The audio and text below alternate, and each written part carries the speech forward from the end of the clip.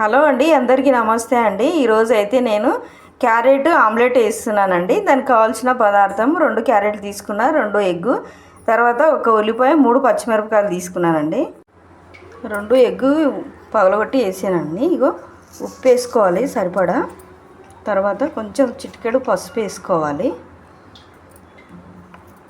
కొంచెం అల్లం వెల్లుల్లిపాయ పేస్ట్ వేసుకోవాలి కొంచెము, తర్వాత కొంచెం నూనె వేసుకోవాలి. ఇప్పుడు కట్ చేసుకున్న మిరపకాయలు, ఉల్లిపాయలు వేస్తున్నా. మనం క్యారెట్ తురుము కూడా వేస్తున్నా. ఇది బాగా కలుపుకోవాలి. పొయ్యి ముట్టించి పెంకు పెట్టానండి. ఇప్పుడు నూనె వేసుకోవాలి. పెంకు కాగిన తర్వాత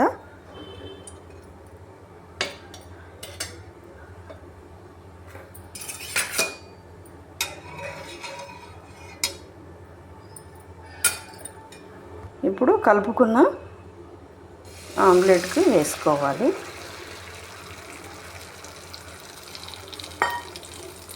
క్యారెట్ ఆమ్లెట్ రెడీ అండి. చూడండి, ఆమ్లెట్ మాత్రం చాలా బాగుంది. మీరు కూడా నచ్చితే ట్రై చేయండి, లైక్ చేయండి, షేర్ చేయండి. Thank you.